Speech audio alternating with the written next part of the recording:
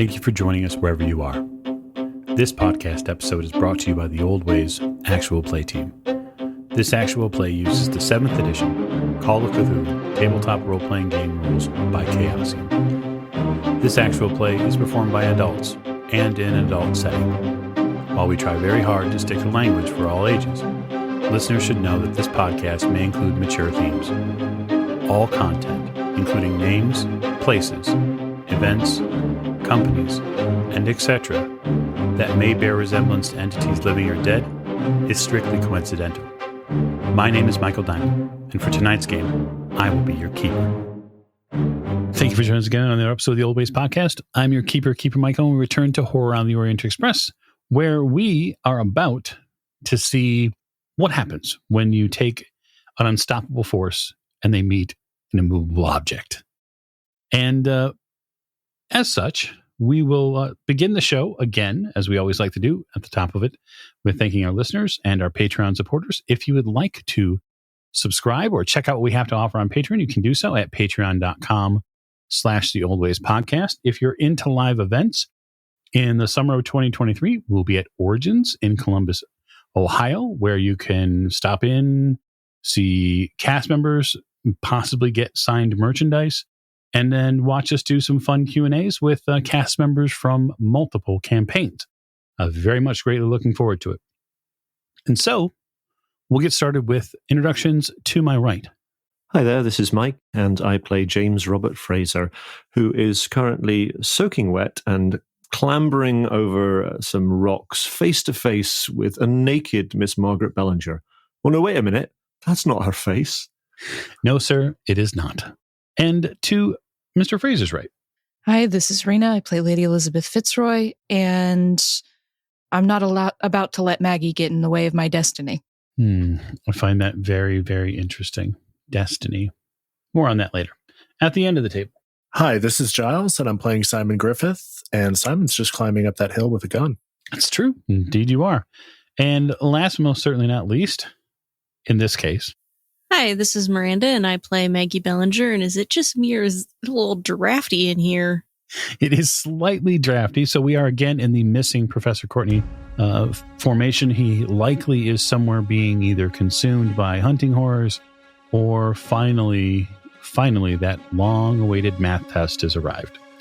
We're going to raise the curtain tonight just as we left it before, and that would be with a soaking wet Miss Bellinger barreling towards Lady Elisabeth. And so as these two forces, one from the top, one from the bottom, are going to meet likely in the middle, I'm going to pan the camera up a little bit, and I'm going to show Simon Griffith, who is finishing his ascent at the top of the hill and now has a wonderful perch by which to see many things. And so I will ask Simon if you would make a spot hidden roll for me at the top of this location.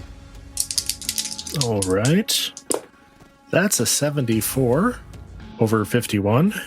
So Simon will push the roll.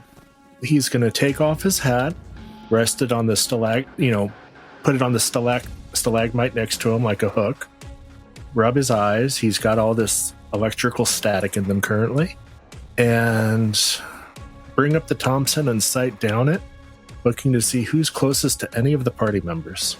Very good, sir. Go ahead and give me the push on that, if you would. 05. Very advantageous. So you notice a couple of things. One thing you notice is down the hill, given your vantage point, directly in front of you, Lady Elisabeth is marching her way carefully but stridently up what looks like a sweep of this rock form that serves as a ramp. You also see a rather clothing bereft Maggie Bellinger barreling down this same ramp towards Lady Elisabeth. And there in the water and rocky spaces beyond, you see two massive groups of the same sorts of fellows that you dealt with in the caverns before, closing in like a school of sharks to the rocks here. Some of them are beginning to fight with one another. Others of them seem to be angling directly towards the rock. and likely your fellow investigators. Are there any that seem more interested in the investigators than themselves?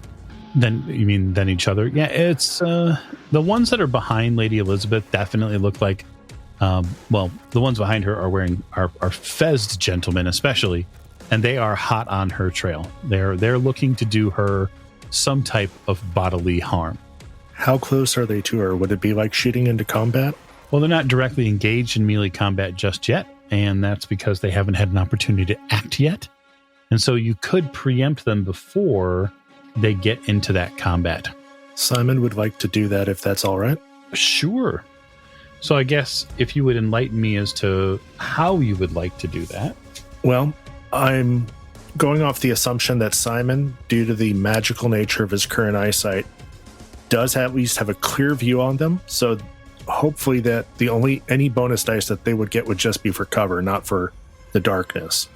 And so I'm going to, learning my lesson of firing the whole drum, I will do a targeted burst at the one closest to Lady Elisabeth. Okay. So I'm going to have you make a roll for it. And then if your roll is successful, because it's an automatic weapon, you'll roll the lethality rating of the weapon. 07. Okay. So that's definitely a success. So what I want you to do is roll those 10% chance again. And because it's a submachine gun, it effectively has what is called a kill radius. And that kill radius is between 1 to 3 meters, which would encompass the man directly on her tail and then the one directly behind him. So you'll roll percentages twice. And if you get under 10, let me know. 90 and 76. No. Okay. Neither roll you can fumble, which is great. So I'm going to have you roll 3d6. 12. Okay.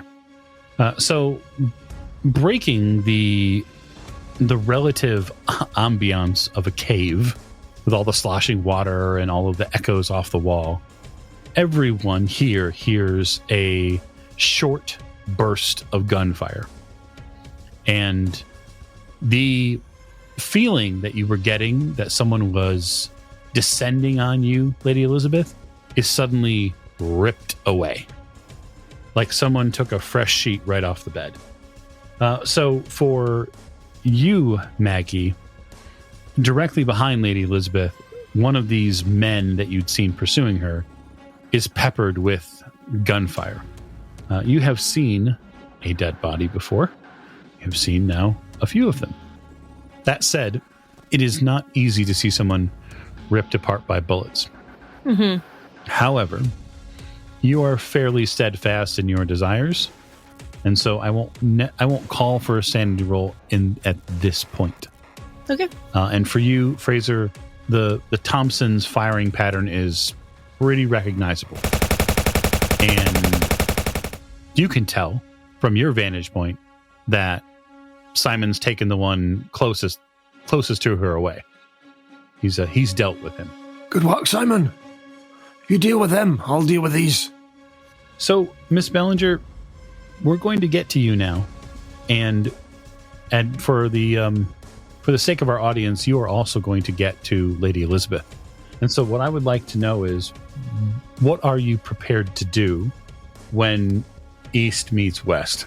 So I know Maggie wants to snatch the medallion, but I don't know if that's what she would go for. I think in her mind, she would just be wanting to stop Lady Elisabeth from making the trade before she can make the trade. So rather than a snatch and grab, Maggie would just, in her blind rage at Lady Elisabeth trying to steal this body part from her, would tackle Lady Elisabeth.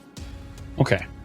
So that does appear like a grapple to me, because it is a fighting brawl roll, which is not essentially which is not focused on dealing damage.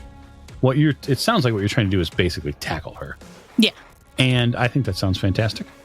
And so I guess the first I want to do is compare builds. So your build versus her build. My size is 50. Not your size. You have build 0. Oh, yeah, build 0 as well. This is going to be fantastic. Sorry, I'm looking for the specifics for it so I can get it right. We haven't done a ton of PvP. And so opposed rolls, you get, if you're the attacker and you're smaller build than the person you're attacking, you get penalty dice. Okay. So yeah, it looks like it's just opposed fighting brawl rolls. Fun. Mm-hmm. 74. I think I've consistently rolled in the 70s on a lot of these lately. Fighting brawl is 35. Ooh. I passed with a 26. Okay, so Miss Bellinger comes at you, wet, naked, and she's growling about, give me the medallion. And she comes at you in a real way. It is way more aggressive than you've ever seen her. And you have to fight her off. So, Mr. Fraser? It's me, is it? Right, well, considering the fact that Simon has just dealt with the gentleman that I was concerned about, and Miss Bellinger and her ladyship seem to be, I don't know quite what they're doing. I will focus my attentions on the rather unpleasant fellows that are heading our way through the water, and there's one of them fairly near me. So I think I will take my revolver in hand and attempt to dissuade him from engaging in hand-to-hand combat with me by filling him full of lead. That is one way to dissuade someone. How far away from me is he, approximately? Which is code for is he in point-blank range? So that's a good question. Your dex, sir? My dex is 60, so point-blank range for me would be 12 feet. He's not within 12 feet now. Okay, no worries. I will attempt to fire my weapon into his fleshy bits. That is not a success. That is a 94, and I am not going to spend the huge amount of luck required to turn that into a success. Okay, you fire. And that's a revolver, so you didn't elect to take more shots than one this round, so we'll assume it's just one shot. Yeah, no, just one shot, yeah. Very good, very good, very good. Lady Elisabeth. Yes. I've just pushed off Miss Bellinger. I will just say this. You've prevented her from tackling you. This is not a situation where you will simply be able to, pirouette and step around Miss Bellinger and keep moving. She is an active combatant on a path which is essentially 5 feet wide, and she's not just going to let you by. So you're going to have to come up with a plan to make your way around her in some fashion, or pitch her off the side, or whatever you're going to do. But let's figure out a way. Can I climb up? Sure. Just sort of she's there. I'm not going to try and push her off into the lake or something, but I've got stuff to do and she's in my way. You can absolutely make a climb roll. I would say, given that you have a combatant in melee range, climbing is going to be a difficult task. But show me what you got. Do I need a hard success? I would say in this regard, likely. Okay, so if I spend 6 points of luck, it's a hard success. Okay. And I'm willing to do that. Okay. You begin scaling the wall. You're not totally to the next tier. There's a little bit of space. Also, you definitely hear the footsteps above you. There's someone up there. You're not terribly certain who, because they're firing from cover. I'll poke them with my cane if I have to, but I need to get up there first. Certainly. Okay. That will take us to the cult du jour, as I'm calling it. The cultists begin to, and these other men begin descending on this space. This one is going to move directly up to Miss Bellinger and likely not bother her at all, because he's likely just he's not prepared to fight a naked woman at this point. And these are going to come over here. And so, Simon, from your vantage point, you see some of these two groups, disparate groups, beginning to engage with one another. But there are a couple of stragglers here that have pulled away. And so the closest one, the second man who is behind you, Lady Elisabeth, is going to make a fighting brawl roll with you, as he's going to try to grapple you. He's going to try to jump up and grab your leg and yank you back down. So I could just kick back at him? If you would like to contest it with fighting back, sure, certainly I'd let you. Well, I don't think I can dodge, can I? No, not likely. So Regular success, 35 on 35.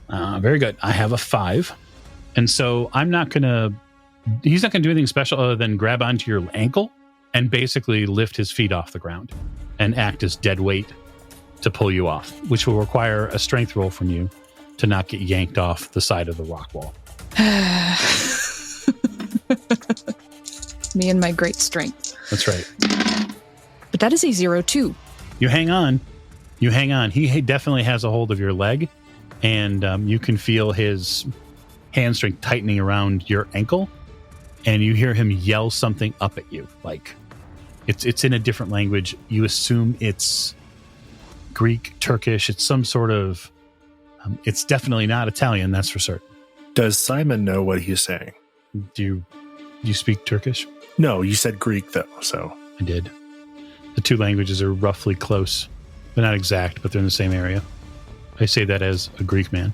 Understood. So Simon knows it's not Greek. Yes, they're in the same area code as far as language goes. Area code's not known outside the States, of course. Anyway, so that is the end of the round. But just at the end here, I will make note that, Fraser, you would see several of these men, men in the long, dark robes are beginning to make what we would call landfall here. So they're beginning to land on the stones below you. Not all of them are engaging in sort of this cross-cult fight. This is the kind of monstrous men that I was fighting up at the entrance you're talking about? Yeah. Yes, sir. Yeah. No, I'm going to leave Simon to deal with those he's closest to, and I'm going to attempt to deal with the ones I'm closest to. Speaking of Simon, so to cap the stuff with Lady Elisabeth, basically until you get free of this man's grip, you will not be able to reach that higher plateau. And obviously there's a great analogy there, but we'll make it later. And it's now Simon's action, as I assume you are going to be utilizing the Thompson again. Yes. Okay, so you are plus 50 obviously from the deck side, so you're going to go before Miss Bellinger. That's why you went before her last round. And then I would ask, Fraser, just for clarity's sake, your dexterity is 60. All right, so right now it's 110, so you'll actually act before Maggie will too. Okay. All right, go ahead, Simon. So, Keeper, the one gentleman, well, I hesitate to call him gentleman, the one Fez has a grip on Lady Elisabeth's ankle. Oh, yeah. But is he enough disentangled that I can get a shot at him, or would it be shooting into melee? It would be shooting into a melee. They are connected physically, so you would definitely run the risk with the Thompson of firing down on her and potentially hitting her. All right. Jim! Lady's in trouble! And I shoot the one behind. Okay, you're gonna go after this one? Yes. Okay. And that's another 7. That's fantastic. Okay, so given the weapon, roll your percentile dice twice and tell me if you get under 10. That's a 1. Okay. So I want you to roll 2d6. Actually, roll the second time for me, just to see. That's a 20. Okay. So roll 2d6, and we'll deal with the rest of it in a second. That's only a 5 for the 2d6. Okay. So you shoot the one that you're aiming at, but as you do that short burst with the Thompson, there are several rounds, 3 to 5 rounds or so, that come out of that gun, and they come out of it pretty fast. And one of them clips the guy who is holding on to Lady Elisabeth. He takes the 5 damage. The other guy in back, you drill directly through the head, and he falls and dies immediately. There's no damage roll there, as the gun's lethality rating was rolled. So does the guy holding on to me let go? Nope. Damn it. No, we're a furious cultist. Mr. Fraser. Yes. So I hear Simon shout to me and see him shoot the guy with the fez that's a bit further down, but there's still one. I'm assuming I can see that he's got hold of her ladyship. Oh, yes. So I'm going to try and get myself a step or two closer so that I can get a bead on him, and I'm going to forego shooting these ones that are climbing up the rocks after me, which is who I was planning on dealing with, and I'm going to take a shot at the guy that's trying to pull her ladyship off the rock into the water. Now, they are combatants, sir, so you understand that you would be firing into melee. I understand that perfectly, and I have a talent called BDI, which means I do not take a penalty die for filing into melee. Wonderful. That's what we like to see. And the same question I asked before stands here. How close am I to this person? Am I close enough to get a bonus die for being in point-blank range, or am I just a little bit... I'll give you the bonus die. You're close enough now if you take a few steps closer and you change targets a little bit. Okay. I will get close enough, and I will take a steady aim and fire. And that is a 34, which is a success. Very good, sir. Roll damage. Damage with my Webley is D10 plus 2. And that is a 10 plus 2. That's 12 points of damage. Wowza. Yeah, you fire into him, and he collapses onto the ground. Drops Lady Elisabeth, releases his hold, and so, Miss Bellinger... His hold is quickly replaced by the hands of one Miss Maggie Bellinger. Miss Margaret Bellinger's slippery fingers find her way to your ankles.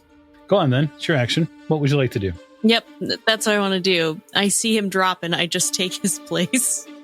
If he was still alive, I would have helped him, but fortunately he gave out on me, so now I alone will have to pull Lady Elisabeth off this rock. Another man failing to deliver for you. It's like a swan song that keeps playing. All right, so if you would like to make a fighting brawl roll, you can. And this will be contested. Mm-hmm. Which dice will fail me now? They might not. It knows a 60 over 40. And I failed as well with a 52 over 35. Miss Bellinger, I'm going to play a hand of fate in your favor. And I'm going to make that a success. Oh, thank goodness. It's the only way I'm passing any rolls lately. And just when you possibly get just free, Lady Elisabeth, you can feel, what the hell, Maggie's trying to grab you. And then you steady yourself and your right leg comes up just a little bit. You feel her pull at your left leg and you feel it pull out of position. You, since you've made a strength roll already, you keep hold of the rock, but you're not going anywhere. And so we'll move to Lady Elisabeth's action. I'm going to kick her. She's tried to get in my way before. She tried to hit me with my own cane once, so turnabout fair play. She's trying to hold me back. I won't let anybody hold me back. Alrighty, so fighting brawl, and then Maggie, if you would like, you can either, I suppose, contest that with some sort of, fighting back, and then, or dodge, if you would like. Can my fighting back be to grab the other leg? Of course it can. Of course it can. One in each hand. Okay, a nice maneuver. Yes, why not? That sounds funny. It's not like I'll do it. It's not like I'll pass. We know you won't pass, but I succeeded. 28 under 35. So 27 under 40. So tie goes to Lady Elisabeth in this case then? Yep. Yeah, because it's the fight back, not the brawl, or not the dodge. So go ahead. Roll a D3 damage. I never get to do this. So that's 3. That's fine. I have so many hit points. It's fine. I've got those 1920s kind of thick, chunky heels on my shoes, and it just hits her in the nose or something. It definitely wounds her. You likely it's not so much the heel as it is the more flat of the foot that comes down on your forehead, Maggie. That definitely is uncomfortable. Mm-hmm. That'll leave a little lump. It will indeed. So Simon, you have several potential targets moving in now. So while Mr. Fraser did his best and right to sort of clean the slate so that way Lady Elisabeth could continue to move up, he now has several combatants who are going to scale this spot. So, yes, James, you're being assailed on multiple fronts. So a couple of gentlemen here are going to quickly outnumber you, and they're both going to attempt to use Fighting Brawl and to pummel you about the head, neck, and shoulders. I will be trying to dodge out of their pummelation. Seems totally reasonable to me. If you'd like to make a dodge roll. Okay. So are they just sort of flailing at me with some sort of tentacle fists or something? Yeah. So the first person that comes at you with just a regular fist. This gentleman to your right, I use the term gentleman very loosely, to your right comes at you with just a regular fist. The person on the left, though, is reaching his hand out, and a long series of tentacles are leaping from his wrist to try to smack you about the face. Okie dokie. assuming I don't have to make a sanity roll for that horrible thing. You've seen it. You've seen one already, so you're good. Okay, cool. I will try and avoid both of those. So my dodge for the first one is a success. Normal success. All right. And then the second one, and I presume you're getting your bonus die on that for outnumbering me? I am getting my bonus die for outnumbering you. Happily outnumbering you. That is a 4 for me. Oh, Christ. Okay, so I am looking for an extreme success on my dodge. So, okay, that's a 26. So that's a normal success. In fact, it's a hard success. But did you get an extreme success? Or did you get yeah, you did. Get an extreme success, which means it will do maximum damage. So I would need to spend 15 points of luck in order to avoid that, which is precisely what I'm going to do. Ooh, very good. You somehow, some way, get out of the way of not one attempt on your life, but another which is downright horrific.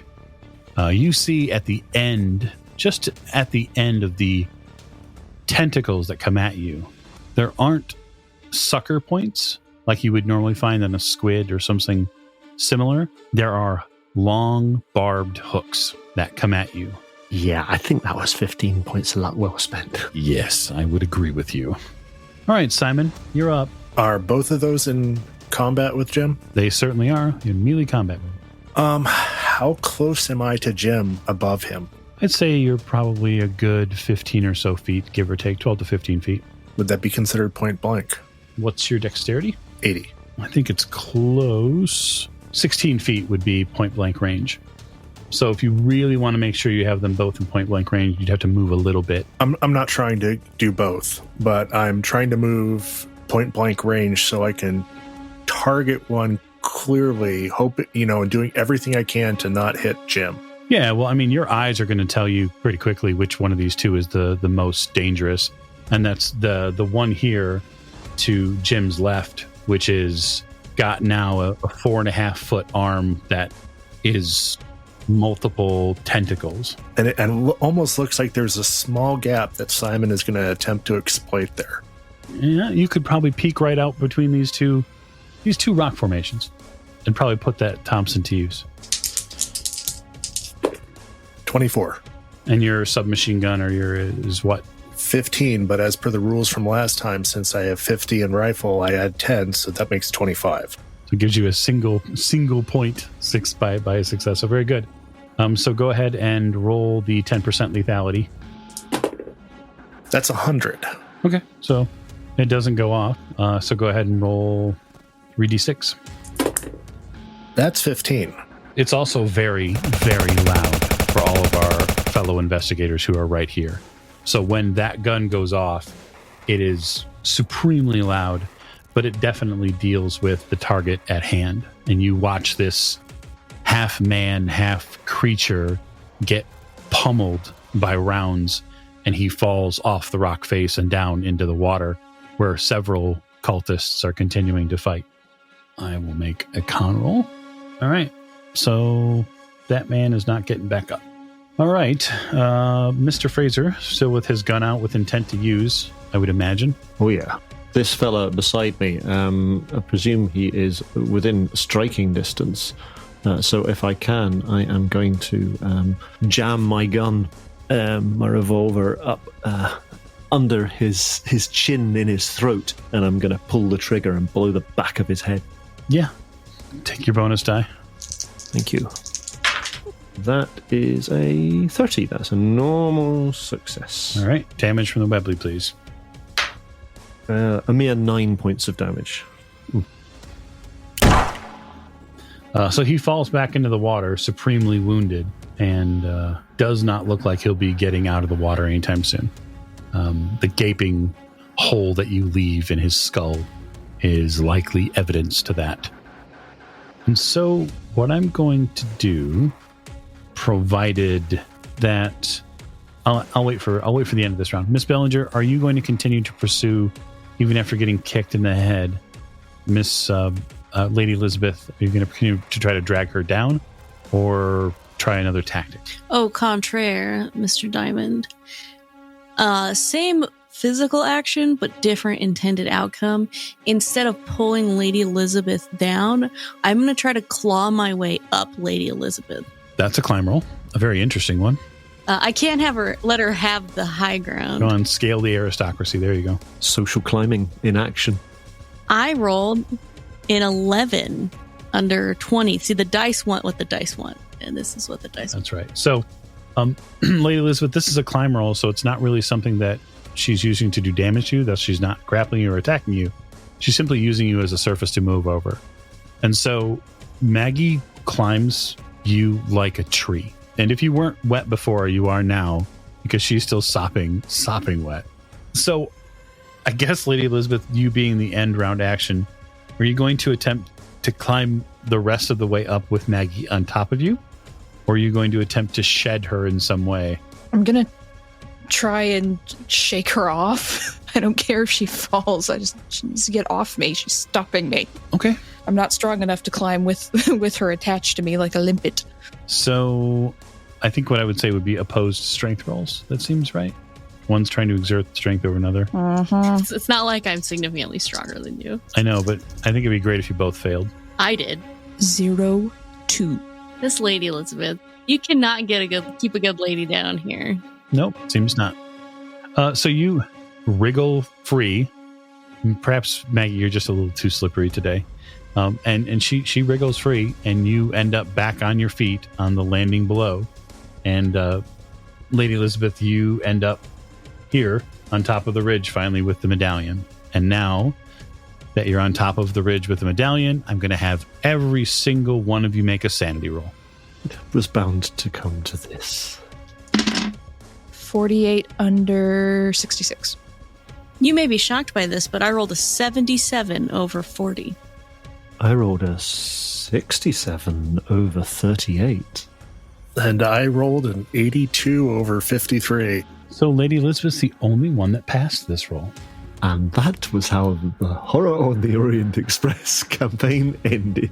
I also think if I take more than 3, things are going to get a little dicey over here, because I've already taken some sand loss, and my 1/5 level for the day is at 37, and I'm at a 40. Yeah, I'm right there with you. Very good. Miss Bellinger, you're going to lose 2 points of sanity in this regard. Lady Elisabeth, you lose 1. Mr. Fraser, you're going to lose 2. Oh, okay. Close shave. Indeed. And Simon, you're going to lose 3.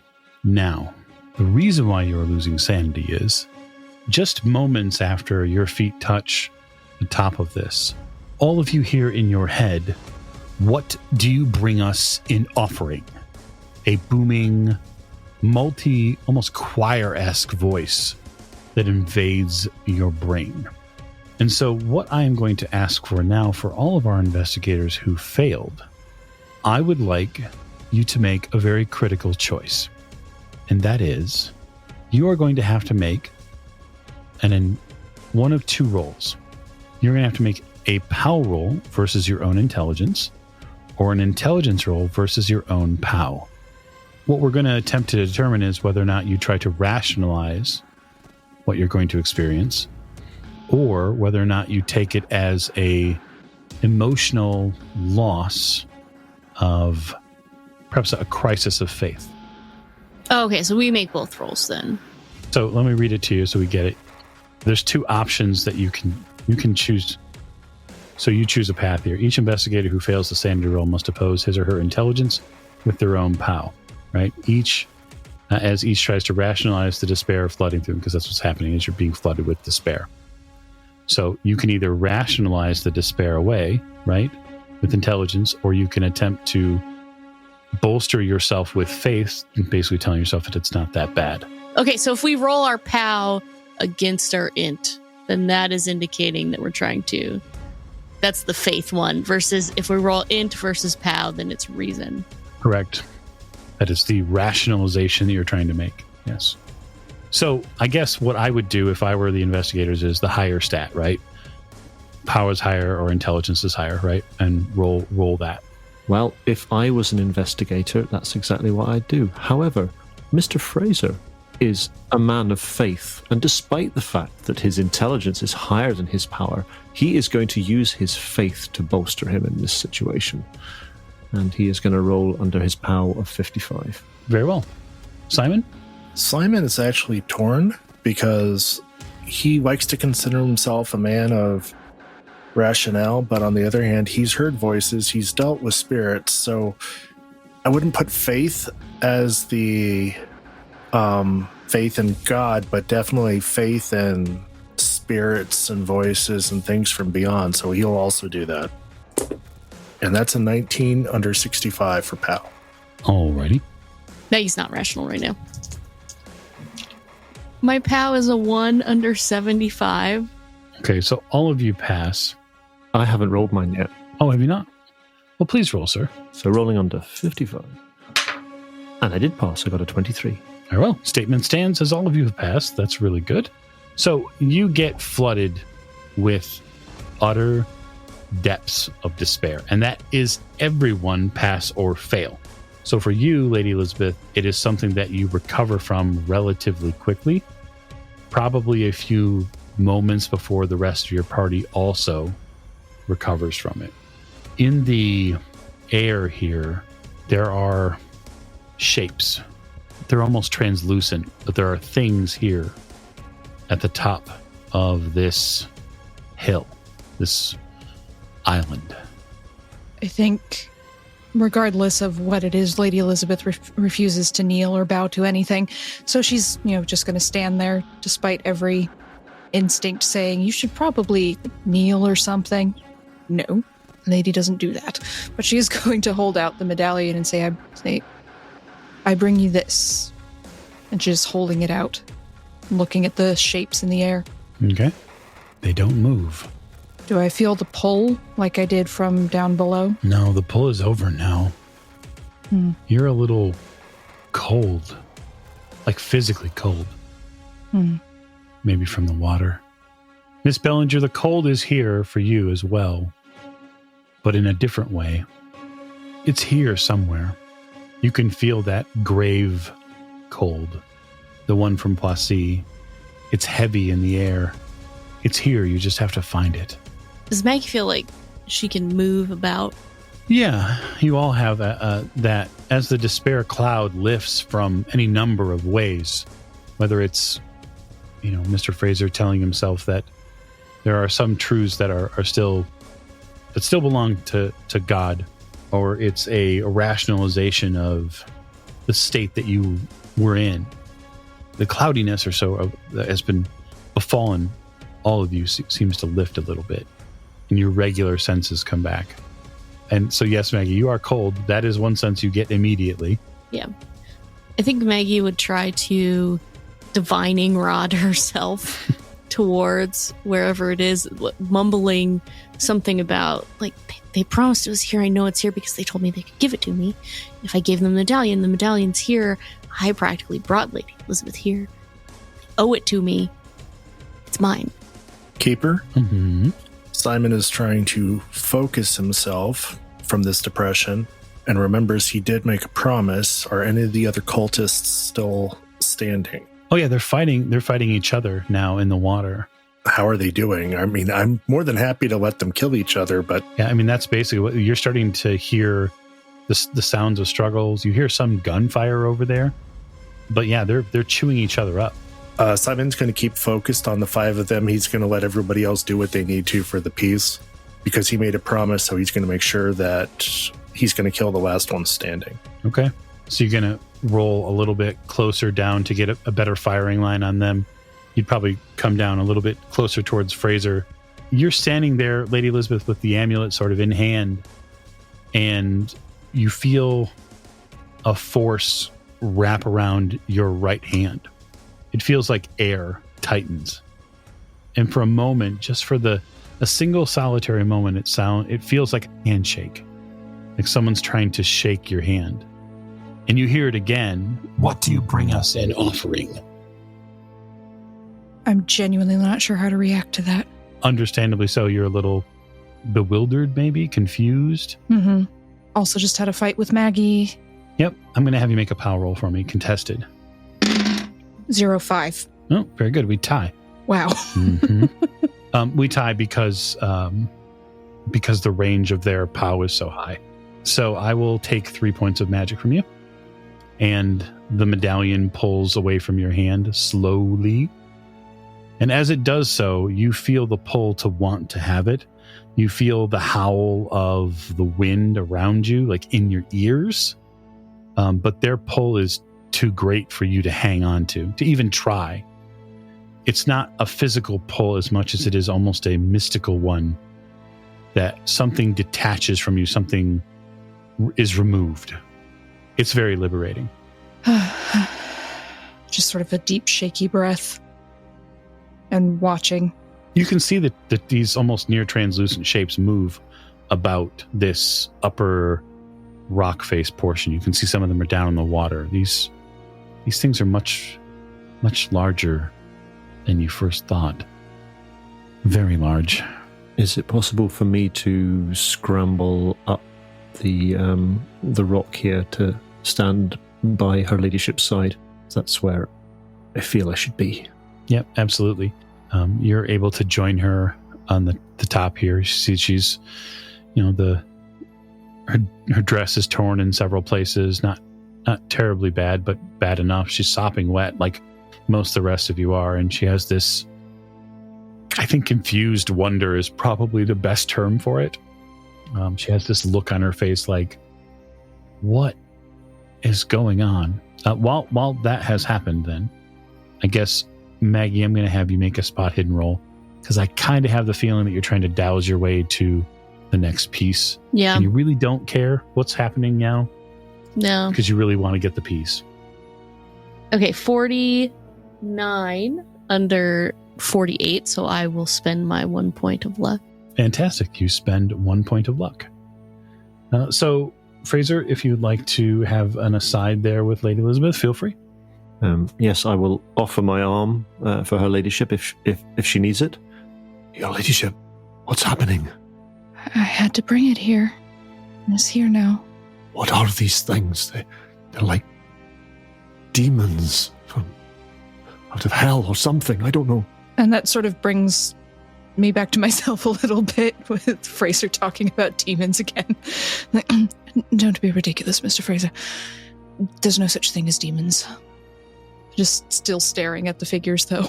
Aye, well, whatever they are, I don't think they've our best interests at heart. What do we do? They said they'd help me if I brought it. What do you mean, help you? Take the weight. I don't understand. You're speaking in riddles, Your Ladyship. What do you mean, take what weight? Everything that's been holding me back, Mr. Fraser. And you believe them? They're not tricking you to get what they want? Telling you sweet lies to deceive you? Things you want to hear? Just sort of turn and slightly raise an eyebrow. Well, it's a little bit late for that now, isn't it, Mr. Fraser, one way or another? It's never too late, Your Ladyship. It's never too late. Do what your conscience commands, Your Ladyship, but be careful. And just turn and look back at the figures and just say, well. There's a sound that starts at the outer portion of these collections of rock formations at the top here. And there's a vibration that begins to take hold on the floor. You can start to feel it through your shoes. It's low. It's not an earthquake for those of you who've experienced them, but there is some sort of movement that's happening. Do you feel that? Aye, I do. The ground is shaking. What? Oh, it's like something's coming. So the ground continues to reverberate with that sound. And the space in here gets flooded with a very strange sensation. It's almost like all of the hairs on your arms begin to stand on end just a little. And you feel a charge begin to grow in the air. I don't like this, Your Ladyship. I think whatever we have to do here, we should do it quickly and get out. A crack appears in the cave wall to the far east. you see that crack run very quickly down the side of the tunnel wall. I'll flash a glance to Simon, who has a lot more knowledge of exactly what this might portend. I'm not sure if Simon's even noticing at this point unless this is really drawing the attention of everyone in the room. Yeah, I mean, a cracking cave wall is probably pretty loud, give or take. It's also a noise that you would be keen on hearing. You'd be used to hearing stuff like that. Are the four remaining combatants are still engaged with each other? Well, there's more like 2 at this point. Several of them, a couple of them have now died off, and it seems like the last 2 are intent on trying to win, this ultimate fighting that's going on. Jim, that's not a good sound. We're going to have to get out of here as soon as possible. Aye. Where's Maggie? Speaking of, Miss Bellinger, you have made your way down off the rock form to a quiet little space just to the north, where you have doused the coldest part of this cave. And there, encrusted in the limestone of this wall, is a rather long piece of rock that simply does not fit the puzzle. You can see just through the lightest outer part of the limestone, you can see a design which is not meant to be held in a geometric pattern. And you get that spirit, that rush of finding the next piece. It grabs a hold of your heart and won't let go. So it is, you said it's encrusted in the wall. Yeah, I mean, one could probably break it out of the wall. Yeah, that's what I was thinking, is that Maggie would, if there's something nearby that she could grab another hunk of rock or something, she would use that to start cracking away at it. You do so. With every strike, you hear a voice in your head, the Comte, urging you to keep going. We're almost here. We're almost here. Get it out. Get it out before they see. It wants to be freed. It needs to. After a few swift strikes, the outer casing of limestone collapses, and you see a little bit tarnished, seemingly by time or stone, or perhaps the water that marks the cave. You see a leg waiting for you. The right leg. Maggie snatches it, holds it close to her. Okay. You take the leg, and you feel something else inside of you just reaffirm the correctness of what you're doing. And so, Simon, in your ears, one final time, that spirit arrives. And it's really just 2 words. And he says, time's up. There's still one standing. Do you want me to take care of it, or you got it? It'll bleed out before it gets to leave. All right. I'll rush them along. I'm already on my way out. It was nice speaking with you. Same. You need me to clean up the bodies, or you got this? No, I got this.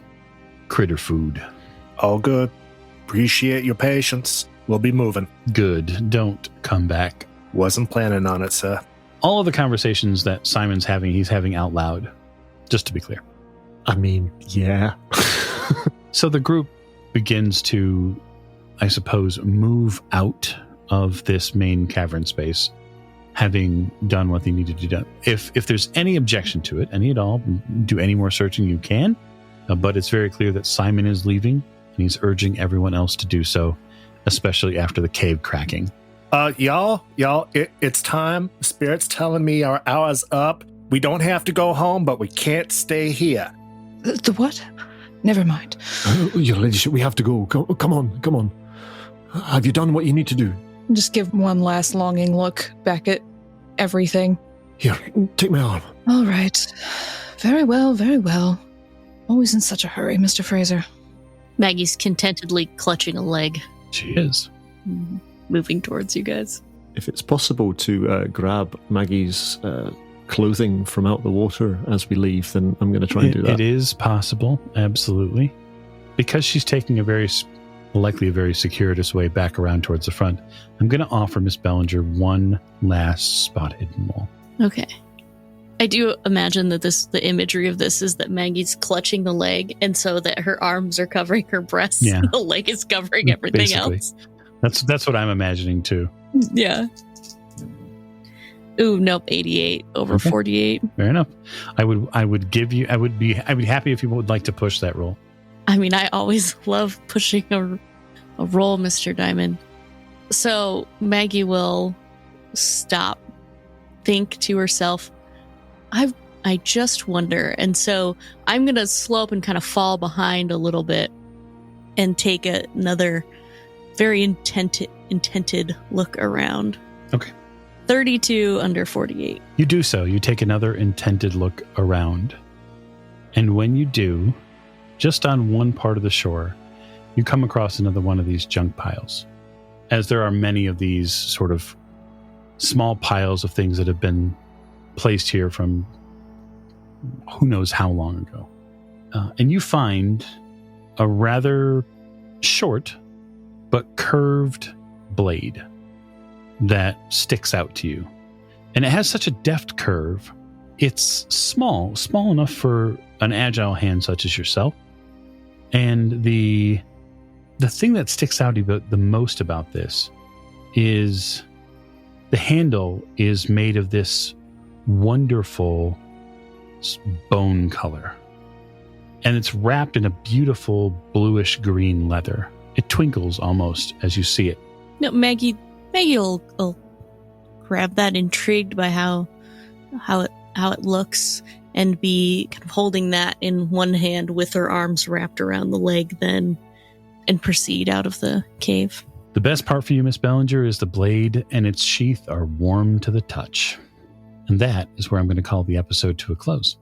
And so thank you so much for joining us in this episode of Horror on the Orient Express. I look forward to seeing our escape from the caverns next episode.